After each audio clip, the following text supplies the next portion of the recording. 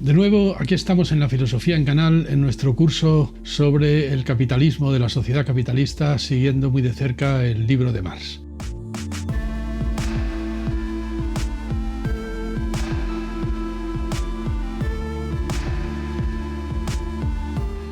En nuestros anteriores capítulos hemos sacado algunas consecuencias de lo que ocurre cuando para fabricar cualquier producto es preciso que previamente se haya fabricado en la forma de plusvalor.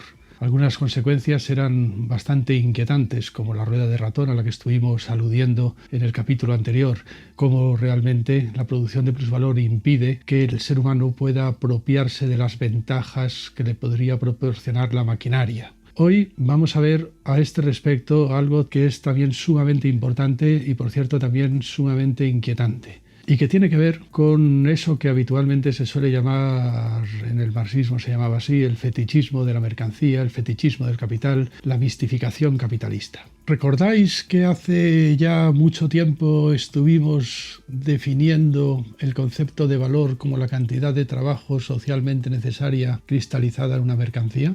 Bien. Volvamos otra vez a aplicar mecánicamente esta definición. El plusvalor es valor y por tanto también es, como estamos diciendo, una determinada cantidad de trabajo cristalizada en una mercancía, esa mercancía a la que hemos llamado precisamente plusproducto. Es una cuestión, por el momento, meramente de definición. Si hemos definido el valor como una cantidad de trabajo, el plusvalor es también una cantidad de trabajo y por tanto plusvalor significa trabajo cristalizado. Esto quiere decir, de alguna manera, hay un teorema elemental, ¿no?, que se deduce de la propia definición de valor y que vamos a arrastrar a lo largo de todos los libros del Capital, hasta que en el libro tercero nos encontremos con una pequeña sorpresa al respecto. El teorema podría enunciarse así: solo el capital invertido en salarios produce plusvalor. Y la razón es bien sencilla. Si el plusvalor es trabajo cristalizado, solamente los obreros trabajan y por tanto solamente el capital invertido en pagar salarios produce plusvalor. Llamaremos V capital variable, lo representamos con la letra V minúscula, ¿no?, al capital invertido en salarios. Bien, vamos a representar con la letra C a lo que llamaremos capital constante, que es el capital invertido en maquinaria, materias primas, combustibles, etc. Este capital, el capital invertido en maquinaria, en combustibles, en materias primas, no produce plusvalor. Esto es una cosa que puede en principio resultar extraña, pero estamos obligados a admitirlo por la propia definición que hemos puesto en juego. Luego, claro, naturalmente, como siempre digo, hay que probar si esta definición da resultado como hipótesis, pero en principio tenemos que dejarnos arrastrar por ella. Si el valor y el plusvalor, consiguientemente, que también es valor, es trabajo cristalizado, pues solamente los obreros trabajan. Las máquinas no trabajan, las máquinas funcionan. Ello nos obliga también a presuponer que el capital constante que ha invertido el capitalista en su fábrica, la maquinaria, las materias primas, por supuesto va a ser recuperado a la hora de vender el producto, pero ese capital no es responsable de que haya habido por el camino una producción de plusvalor. No es el responsable del plusvalor. No, ese capital, el capital constante, no produce un plusvalor para el capitalista. El capitalista se conforma, podríamos decir, con recuperar lo que invirtió en capital constante a la hora de vender las mercancías, eso que habíamos llamado en su momento, ¿verdad?, fuerza de trabajo usada.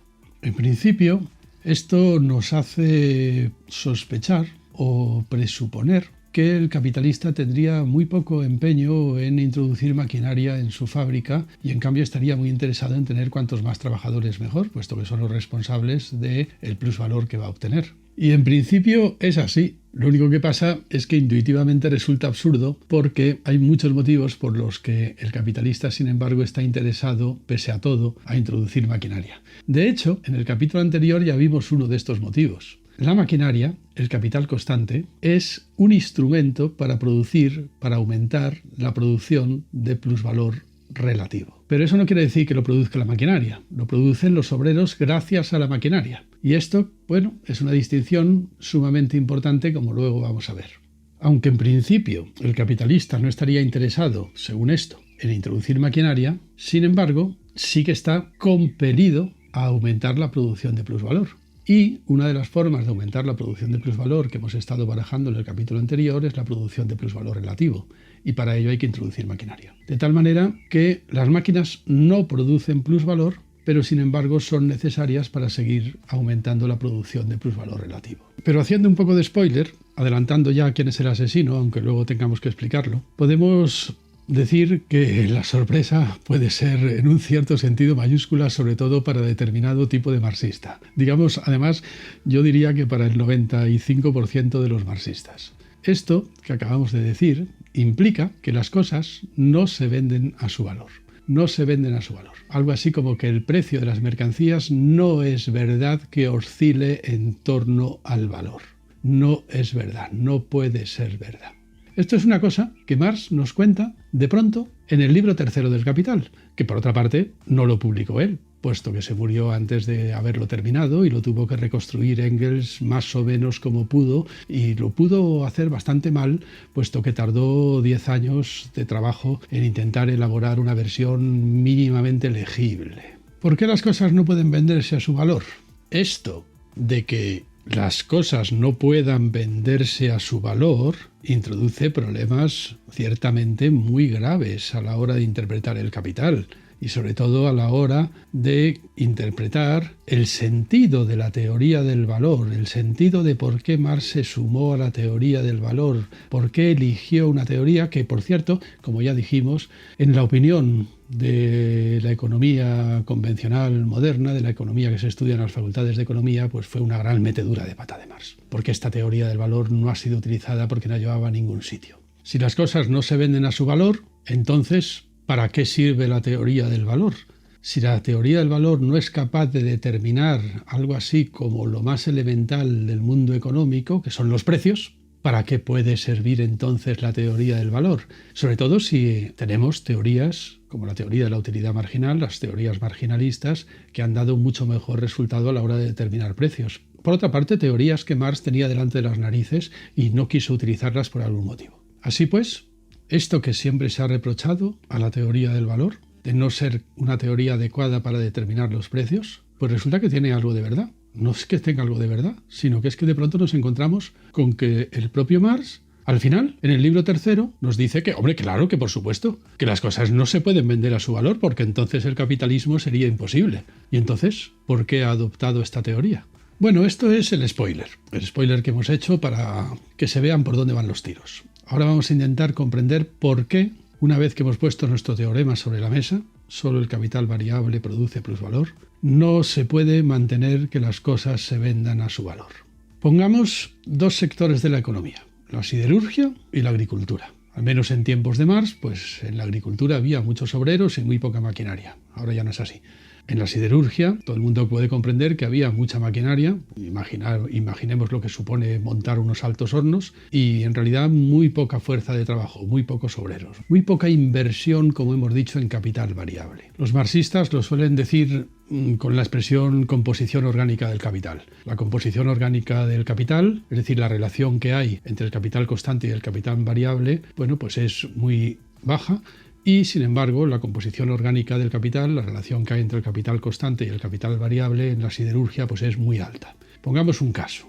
Invierto 100 euros en agricultura o invierto 100 euros en siderurgia. Si invierto 100 euros en agricultura, 90 euros van a ir destinados a salarios y 10 a comprar maquinaria. Si invierto en siderurgia, 10 euros van a ir a parar a salarios y 90 van a ir a parar a maquinaria, a capital constante. Ahora pongamos que la tasa del plusvalor es del 100%, es decir, que por cada euro invertido en capital variable obtengo 1 euro de plusvalor, ¿no? Bajo esta circunstancia, si yo hubiera invertido 100 euros en agricultura, obtendría, sacamos las cuentas, habría invertido 10 euros en capital constante, 90 euros en capital variable. Esos 90 euros en capital variable me habrían dado 90 euros de plusvalor, con lo cual la mercancía producida en esa jornada laboral podría venderla a 190 euros. Mientras que si hubiera invertido 100 euros en siderurgia, entonces habría invertido 90 en capital constante, 10 euros en capital variable, en salarios, y habría obtenido un plusvalor de 10 euros. Con lo cual el producto producido en esa jornada laboral podría venderlo a 110 euros. Todo el mundo puede entender que esto no puede ser así. que esto es absurdo y que por tanto o algo hemos hecho mal o nos hemos dejado algo en el tintero que tenemos que contar ahora. No puede ser así, porque en ese caso, pues lógicamente, nadie invertiría en siderurgia, todo el mundo invertiría en agricultura, puesto que si tú inviertes al fin y al cabo 100 euros y al final puedes vender la mercancía producida por 190, pues obtienes mucho beneficio, mientras que en la siderurgia resulta que invertirías igualmente 100 euros y al final obtendrías 110, muchísimo menos que en la agricultura. Todo el mundo compraría acciones todo el rato de agricultura y vendería desesperadamente las acciones de siderurgia.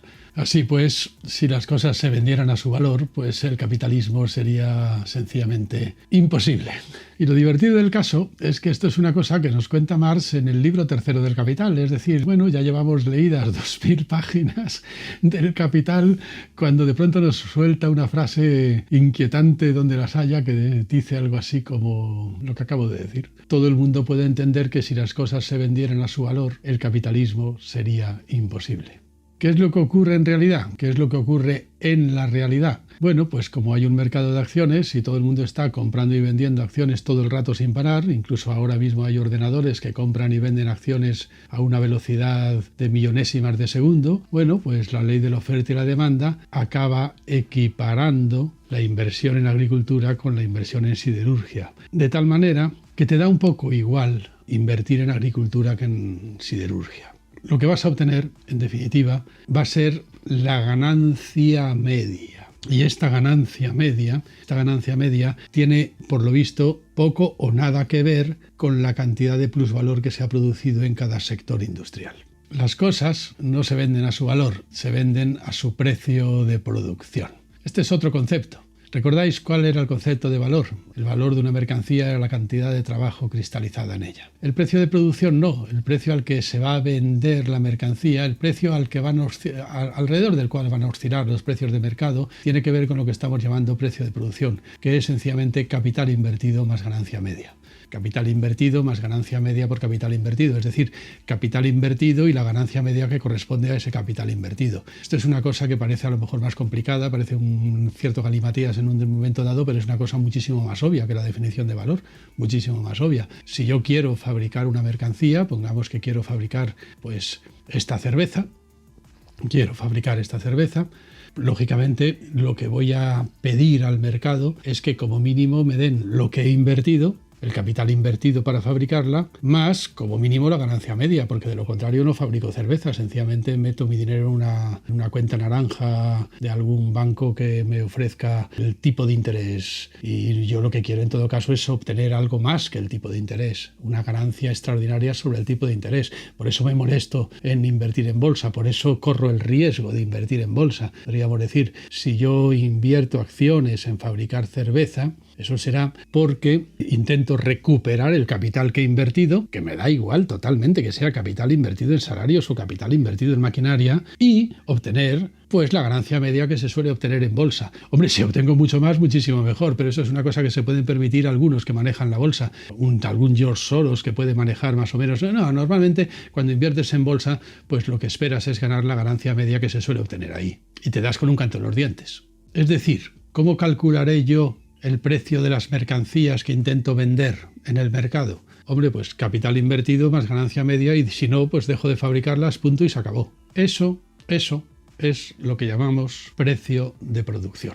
Capital invertido más ganancia media. Las cosas no se venden a su valor, se venden a su precio de producción. En nuestro ejemplo, pongamos por caso, pues el trigo fabricado en una jornada laboral no se va a vender ni mucho menos, como decíamos, a 190 euros, ni tampoco el acero fabricado en una jornada laboral se va a vender a 110 euros. Pongamos que se va a vender a 140, 150, 145, es decir, un precio que de alguna manera haga que te dé más o menos igual invertir en siderurgia que en agricultura. De hecho, es que en realidad cuando estás invirtiendo en bolsa ni siquiera sabes muy bien si estás invirtiendo en una cosa o en otra, ¿no? Estás comprando y vendiendo acciones, buscando las que están más cotizadas o de las que se esperas más ganancia, y todo esto produce a través de la mano invisible de Adam Smith, efectivamente a través de la ley de la oferta y la demanda de acciones, pues produce un efecto medio.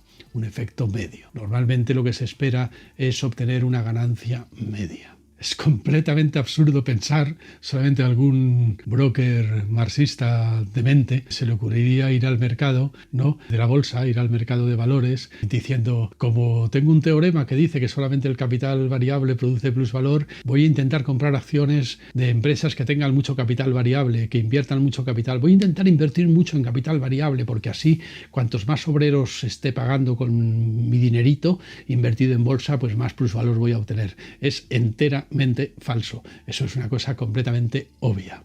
Mirad, es tan obvio que cuando Marx publicó el libro primero del Capital, Engels le escribió una carta diciéndole que, oye, mira, no has advertido que al formarse una tasa de ganancia media las cosas no se venden a su valor, sino a su precio de producción, y entonces te van a criticar, te van a llover las críticas. Marx, que tenía ese carácter con muy mala leche, que tenía un carácter muy irónico, le contesta una cosa ciertamente inquietante, y es algo así como, bueno, oye, sí, ya me he dado cuenta que me van a criticar, pero no te preocupes, cuando saque el libro tercero, que va a ser pasado mañana, claro, les machaco. Tú déjales que rebuznen, que cuando saque el libro tercero les aplasto. Lo que pasa es que, claro, luego resulta que el tío va y se muere y no publica el libro tercero, con lo cual parece que todo el mundo se queda rebuznando. Por cierto, los que más rebuznaron de todos fueron los propios marxistas, ¿no?, aunque luego leyeron el libro tercero, pero ahí andan intentando arreglar el asunto todavía, ¿no? Las cosas se venden a su valor y de pronto en el libro tercero, una vez que ya hemos leído 2000 páginas, viene Marx y nos dice, como todo el mundo puede entender, el capitalismo sería imposible si las cosas se vendieran a su valor, porque, por ejemplo, todo el mundo invertiría en agricultura en lugar de invertir en siderurgia. Así es que durante las 2000 páginas del libro primero del Capital y del libro segundo tenemos que las cosas se supone que se venden a su valor, y de pronto resulta en el libro tercero se venden a su precio de producción. ¿Qué hicieron los marxistas? Pues ponerse a intentar explicar que en el fondo, en la esencia del precio de producción, seguía vigente la teoría del valor, lo cual es enteramente cierto, pero no por lo que ellos decían. Se pusieron fundamentalmente, es el famoso problema de la transformación de valores en precios. Se pusieron a transformar valores en precios de producción, viendo que había a veces pues una discordancia grande, otras veces más pequeña. Se solía calcular, eso lo había calculado ya Ricardo, ¿no?, en un 93% de coincidencia entre los valores y los precios, de tal manera que algunos dijeron que así es que la conclusión era que la teoría del valor era válida en un 93%.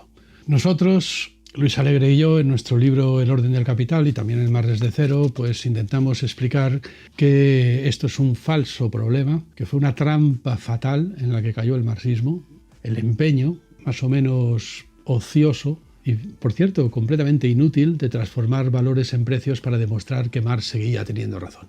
Porque Marx tenía razón, pero no porque se pudiera transformar valores en precios. Que sí que se puede, más o menos. Quizás muchos lo han intentado y algunos lo han conseguido con más o menos éxito. Pero el asunto es que la teoría del valor no era verdadera o falsa por estos motivos.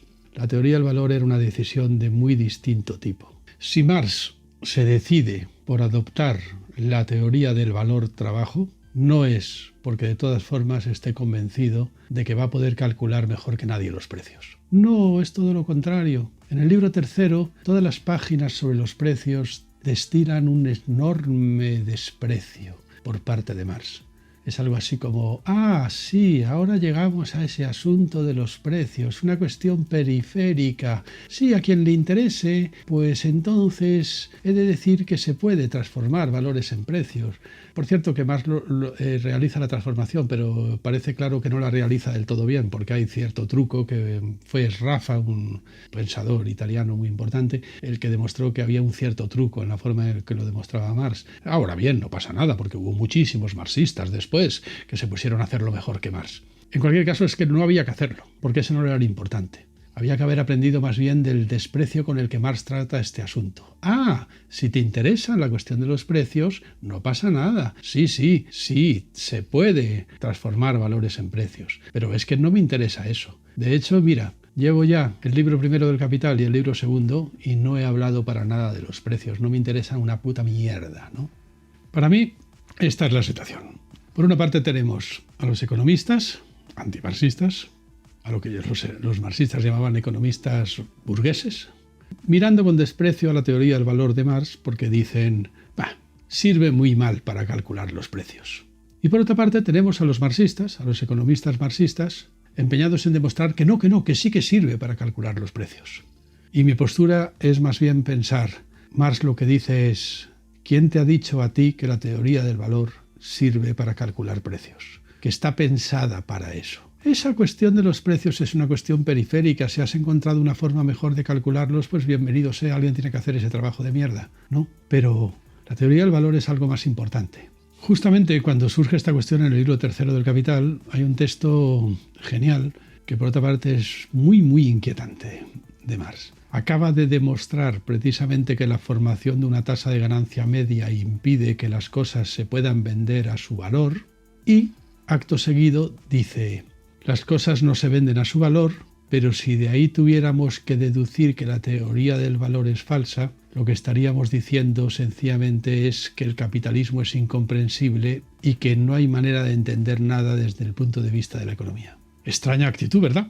Si la teoría del valor no explica los hechos, lo que está mal no es la teoría del valor, son los hechos. Algo así como, si la teoría del valor no explica los precios, no por eso debemos de renunciar a la teoría del valor, porque si renunciamos a la teoría del valor, sencillamente es que ya no entenderemos nunca nada de nada. O dicho más taxativamente, si porque las cosas no se venden a su valor, renunciamos a la teoría del valor, en realidad lo que estamos renunciando es a que la economía pueda llegar a ser una ciencia. Es decir, si porque las cosas no se venden a su valor renunciamos a la teoría del valor, sencillamente la economía no puede ser más que una estafa. Y de hecho es lo que pensamos algunos, que la economía es fundamentalmente una estafa, porque renunció a la teoría del valor. Y entonces, ¿por qué la teoría del valor es tan importante? Pues regresemos entonces ahora al momento en que nos surgió el problema, al origen de todo este galimatías. Ahí donde dijimos que había un teorema que no nos podíamos saltar y es que solamente el capital variable producía plusvalor, que el capital invertido en maquinaria no producía plusvalor, aunque fuera necesario invertirlo para producir, por ejemplo, plusvalor relativo. Pues regresemos al momento en que nos surgió el problema, al momento en el que pusimos un teorema y entonces se nos lió todo, ¿no? Ese teorema que era que solamente el capital invertido en salarios produce plusvalor. Que por tanto el capital constante no producía plusvalor, aunque fuera necesario invertir en capital constante para que el capital variable, pero el capital variable, produjera plusvalor relativo, eso sí, ¿no? Nos encontramos ahora con que al capitalismo parece no importarle demasiado esta diferencia entre capital constante y capital variable, o por lo menos en la cabeza de los capitalistas esta diferencia no opera en el sentido de que ningún capitalista va a invertir en bolsa pensando en si está invirtiendo en capital variable o en capital constante, como decíamos. Porque además sabe que de todas maneras, si invierte en una cosa o en otra, lo que va a obtener va a ser habitualmente la ganancia media. Es decir, el capitalismo borra la diferencia entre capital constante y capital variable. Borra la diferencia entre, en definitiva, el trabajar de los seres humanos y el funcionar de las máquinas. El precio de una mercancía no viene determinado porque haya habido mucho trabajo o mucho funcionamiento de máquinas detrás de él. Viene determinado, como estamos diciendo, por el capital invertido más la ganancia media. Y aquí viene la gran pregunta. La pregunta que yo creo que marca el hilo a partir del cual, el hilo rojo para leer el Capital, a partir del cual hay que entender la obra de Marx. La gran pregunta es, ¿el economista, el científico que se ocupa de estudiar la economía de las sociedades, tiene derecho a borrar las diferencias que el capitalismo borra, que el capitalismo ignora, que el capitalismo vuelve indiferentes? ¿El economista que está estudiando el capitalismo tiene derecho a ser indiferente respecto a aquellas cosas que el capitalismo mismo es indiferente? Si el capitalismo ignora la diferencia entre trabajar y funcionar, ¿el economista tiene derecho a ignorarlo? Derecho, quizás moral, quizás político, pero también, como vamos a ver, derecho epistemológico, derecho científico. ¿Tiene derecho a hacerlo? En opinión de Marx, no. Y por eso, precisamente, Marx se niega en rotundo a prescindir de la teoría del valor-trabajo. Me explico. Es verdad, un empresario puede perfectamente confundir hasta tal punto las cosas que puede hablar de qué bien trabaja este motor. Este motor Mercedes trabaja fenomenal. También puede decir, oye, qué bien me están funcionando estos niños que me están cosiendo zapatillas Nike en un sótano de Camboya, ¿no? O sea, qué bien funcionan los niños trabajando, qué bien trabajan los motores Mercedes. Desde el punto de vista del capital, trabajar y funcionar pueden ser equivalentes. Así es que los niños funcionan, los motores trabajan. El precio de las mercancías no se va a ver afectado por esta confusión verbal. Ahora bien, ¿la economía tiene derecho epistemológico, luego veremos si tiene derecho moral o político, tiene derecho a prescindir de esa diferencia? ¿Puede realmente funcionar bien científicamente, pensar bien lo que tiene que pensar, sin distinguir entre el trabajar de los hombres y el funcionar de las máquinas?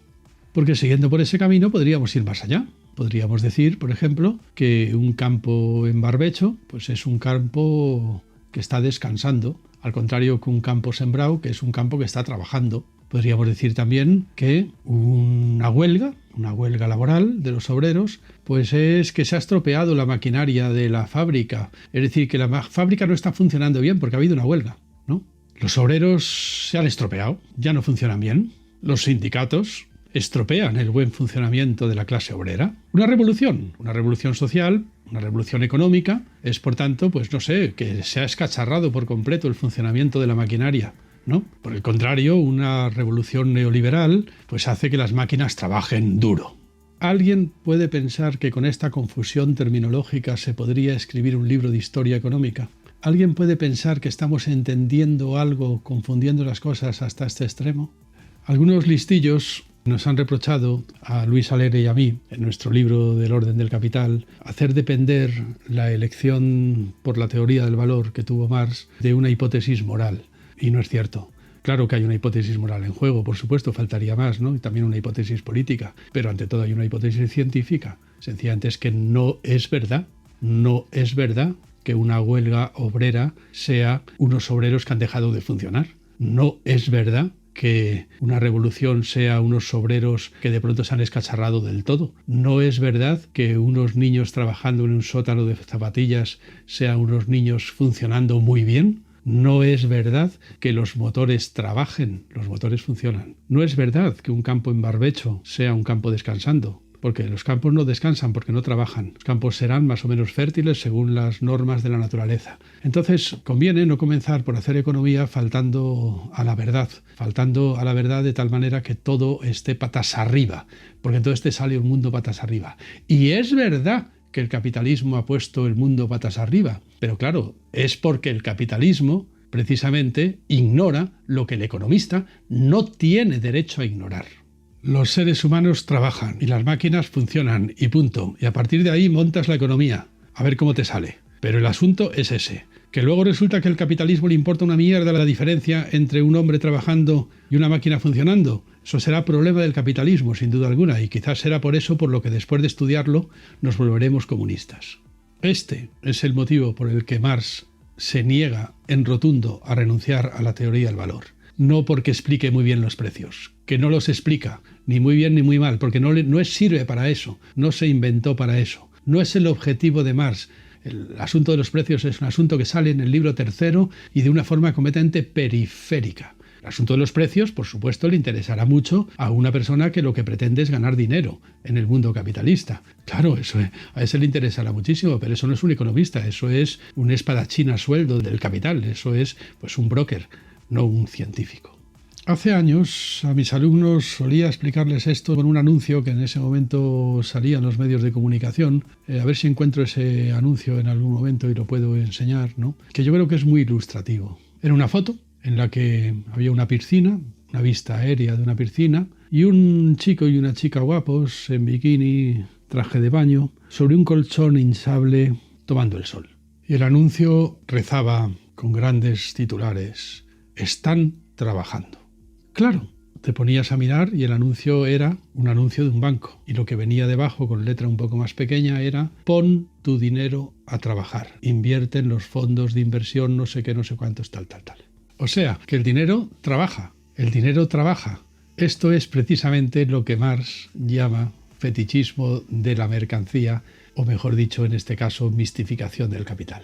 Esto de que el dinero es quien trabaja. ¿Quien trabaja es el capital? Así pues está todo patas arriba. Esos señores que han invertido en un fondo de inversión y que están tumbados en la piscina están trabajando porque su dinero está trabajando. Pero es que su dinero está trabajando. No, vamos a ver, más bien será en todo caso que su dinero está invertido en unas empresas que a lo mejor tienen pues unos trabajadores en Camboya que están fabricando zapatillas Nike en un sótano perdido dejándose los ojos. Cuando se dice pon tu dinero a trabajar, lo que se está diciendo es pon a trabajar a un montón de personas, a lo mejor al otro lado del globo, con tu dinero.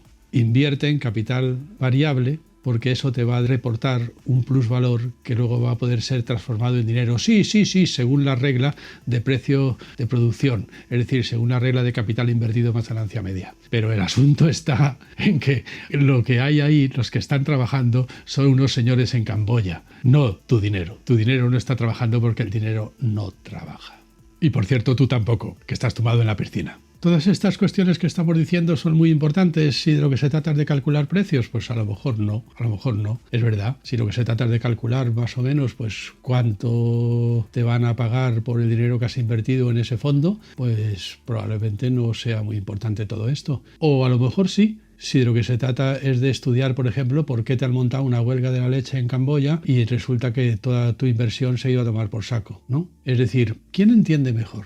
¿El broker de bolsa o el científico que llama las cosas por su nombre? Ganar dinero ganará mejor el broker, eso es casi seguro. Pero el científico que llama las cosas por su nombre puede entender lo que está pasando. Puede entender que, en definitiva, eso de pon tu dinero a trabajar significa poner a trabajar a un montón de personas muy lejos de ti, personas que no sabes ni quiénes son y ni siquiera sabes muy bien si están trabajando en la agricultura o en la siderurgia, para que vamos a engañarnos. Eso es verdad.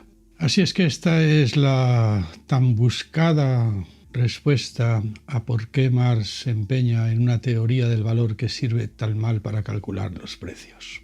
Es que no se trataba de calcular los precios. Se trataba de que el economista no se convirtiera en un hijo de puta. O bueno, eso es una cuestión moral. Se trataba de que el economista no se convirtiera en un estafador. Es decir, se trataba de entender algo del objeto de estudio que se trataba de estudiar. No podemos vivir en un mundo en el que los niños funcionan cuando están trabajando en un sótano cosiendo zapatillas y las máquinas trabajan muy bien. Y no porque sea muy injusto, que lo es, sino porque no es tampoco verdad. O sea, no es un problema solamente moral, es también un problema epistemológico de primer orden. Es así como podríamos resumir la primera rentabilidad epistemológica de la teoría del valor. Digo la primera porque hay otra segunda, pero de esa nos tendremos que ocupar más tarde, en algún otro capítulo de esta misma serie. En este primer sentido, la teoría del valor está ahí para deshacer el tinglado místico de los que vivimos en una sociedad capitalista presa de esta especie de religión delirante por la cual no podemos ni siquiera distinguir entre el trabajo de los seres humanos y el funcionar de las máquinas.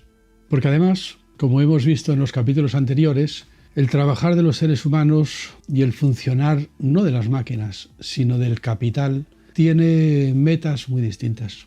Lo que normalmente son soluciones para la economía son los mayores problemas para los seres humanos. Y cuando los seres humanos encuentran soluciones, son problemas muy graves para la economía. No estamos de acuerdo. Los seres humanos y la economía no están de acuerdo. Los seres humanos y el capitalismo, mejor dicho, no estamos de acuerdo. Caminamos en direcciones opuestas. Actualmente, por ejemplo, vivimos en un planeta que se agota en sus recursos por la reproducción ampliada de capital. Los seres humanos querríamos parar, ralentizar la marcha, decrecer. Querríamos implantar incluso, como dicen algunos, un plan de decrecimiento sostenible. El capital no puede. El capital necesita acelerar la marcha. Acelerar la marcha y acelerar la marcha. En la rueda de ratón de la que hemos estado hablando en los capítulos anteriores. Producir más para producir más mañana. Hace tiempo que no estamos de acuerdo ya, los seres humanos y la estructura capitalista en la que vivimos. Por tanto, confundir el trabajar de los seres humanos con el funcionar de las máquinas y el trabajar, entre comillas, del capital es la mayor estafa epistemológica que se puede cometer jamás. Y no es un problema moral, que también por supuesto que lo es, ni un problema político, que también por supuesto que lo es, sino un problema científico, un problema epistemológico. El mundo está patas arriba, como decía Eduardo Galeano en ese magnífico libro que escribió. Pero nosotros, los economistas, podríamos decir, la economía no tiene por qué también estar patas arriba. La economía tiene la obligación de estar bien del derecho. Precisamente para denunciar que el mundo está al revés, hace falta estar de pie. ¿El capitalismo no distingue entre capital constante y capital variable? Bueno, los economistas tenemos la obligación de decir que nosotros sí distinguimos ambas cosas, porque de ello depende la suerte de los seres humanos. ¿El capitalismo no distingue entre valor y precio? Pues nosotros sí tenemos mucho interés en distinguirlo, como decía Juan de Mairena, ¿verdad? Hay muchas cosas que el capitalismo no distingue, que el capitalismo pasa enteramente por alto. Pero precisamente son las cosas que queremos rescatar, los que queremos acabar con el capitalismo para poder volver a disfrutar de ellas. Pero basta por hoy. Esto es La Filosofía en Canal. Este es el capítulo 6, si no me equivoco. Y os invitamos, como todos los días, pues a suscribiros para poder recibir noticias sobre el capítulo 7, 8 y los que puedan venir después.